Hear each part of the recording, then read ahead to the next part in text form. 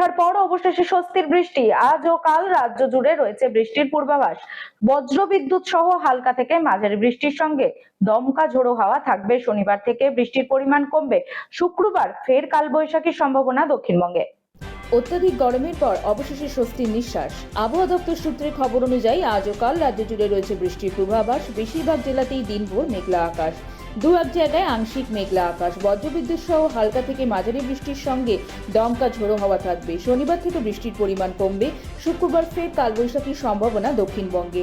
আবহাওয়া দপ্তরের পক্ষ থেকে মৎস্যজীবীদের জন্য সতর্কবার্তা জারি করা হয়েছে। আগামী 12 ঘন্টায় মৎস্যজীবীদের সমুদ্রে উপকূলে যেতে নিষেধাজ্ঞা জারি করা হয়েছে।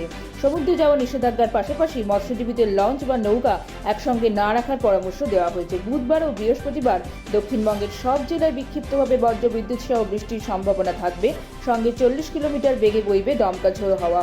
আজ সকাল থেকেই কলকাতায় আংশিক মেঘলা আকাশ। সকালে মনোরম আবহাওয়া থাকলেও বেলা বাড়লে গরম অনুভূত হচ্ছে। বিকেল বা সন্ধ্যে রাতেই ঝড় বৃষ্টির সম্ভাবনা। বজ্রবিদ্যুৎ সহ বৃষ্টির সম্ভাবনা প্রবল। বাচ্চাকে সঠিকভাবে বড় করতে, যদি বাচ্চাকে ভালো করে বুঝতে পারি, জানতে পারি, চিনতে পারি, তাহলে কিন্তু আমাদেরকে মানুষ করতে অনেক সহজ হবে। আমরা একটা উপায় আমাদের কাছে আছে, DMIT, demographics multiple intelligence test. আমরা আজকে একটা অদ্ভুত জিনিস নিয়ে কথা বলবো, যেই জিনিসটা আমরা সবাই চাই বাচ্চাকে সঠিকভাবে বড় করতে, এবং বাবা মা হিসেবে বাচ্চা যাতে বাবা মার চেয়েও আরও ভালো শাইন করে, আরও ভালো যেন কাজ করে, সেটা সব বাবা মাই চায়। এর জন্য আমরা যদি বাচ্চাকে ভালো করে বুঝতে পারি, জানতে পারি, চিনতে পারি, তাহলে কিন্তু আমাদেরকে মানুষ করতে অনেক সহজ হবে। আমরা একটা উপায় আমাদের কাছে আছে, যেই একটা টেস্টের মাধ্যমে, সেই টেস্টটার নাম হচ্ছে DMIT, demographics multiple intelligence test.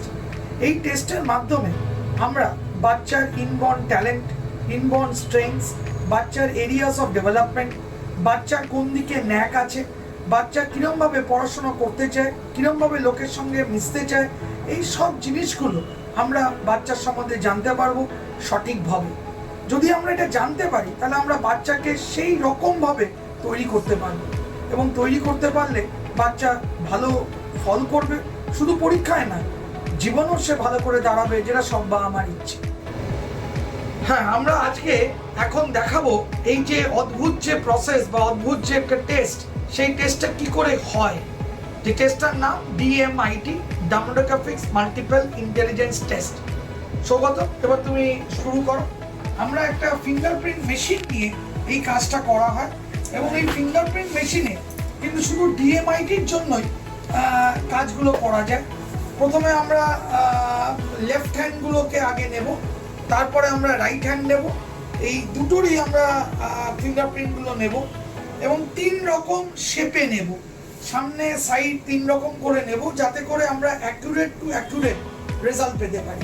অনেকেই একবার নিয়ে রেজাল্ট বের করে, কিন্তু সবচেয়ে বেশি অ্যাকুরেট চাইতে হলে একটা ফিঙ্গারকে 3 রকম অ্যাঙ্গেলে নিয়ে আমরা এই কাজটা করি।